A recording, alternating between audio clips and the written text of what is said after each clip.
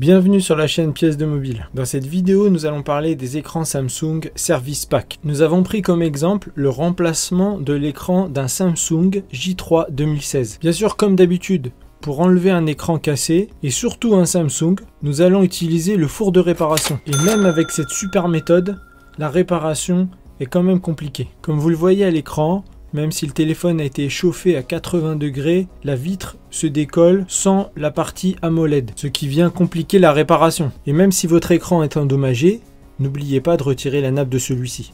Ici, le technicien a réussi à glisser sa spatule entre la partie AMOLED et le châssis. Contournez avec précaution les touches qui sont au bas de l'appareil, sous peine de sectionner la nappe. Ça y est, on arrive enfin à enlever cet écran. Et vous voyez, c'est un peu le chantier en dessous. Heureusement, comme le téléphone a été chauffé uniformément à 80 degrés, il est facile d'enlever ce film isolant. Gardez précieusement le bouton Home parce qu'il n'est pas fourni avec le nouvel écran. On arrive enfin à l'étape la plus importante de notre vidéo. C'est le déballage de notre écran Service Pack Samsung. Mais que désigne la mention Service Pack? Tout simplement, cela veut dire que cet écran est un écran officiel Samsung. Les chances que nous avons pour que cet écran ne fonctionne pas sont de l'ordre de l'impossible. Mais une fois n'est pas coutume, nous allons quand même tester l'écran avant le collage. Mais faites bien attention, vous pourriez sans le vouloir endommager votre écran en faisant cette manip. Et oui, en voulant connecter la nappe de l'écran, le technicien va exercer une pression sur les deux côtés de l'appareil. Si l'écran est mal centré par rapport au châssis, une pression anormale va s'exercer sur l'écran et la partie AMOLED pourrait céder. Ceci est surtout vrai avec des références qui n'ont pas l'écran associé au châssis. Avant, il nous faut remettre la batterie. Voyons voir si on n'a pas cassé l'écran en voulant le tester.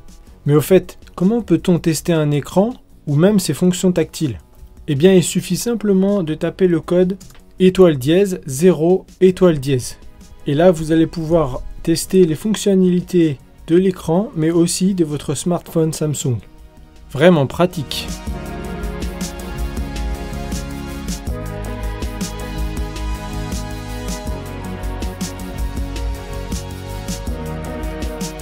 Allez, il est temps de poser l'écran maintenant.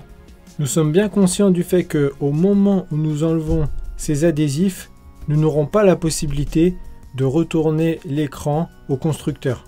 C'est une des conditions qui est imposée par Samsung. C'est la raison pour laquelle le groupe Pièces de Mobile ne pourra ni reprendre ni échanger un écran si l'un des films de protection d'origine a été retiré. Pour assurer ce collage et cette réparation, nous avons mis un petit peu de E8000, mais juste dans les angles.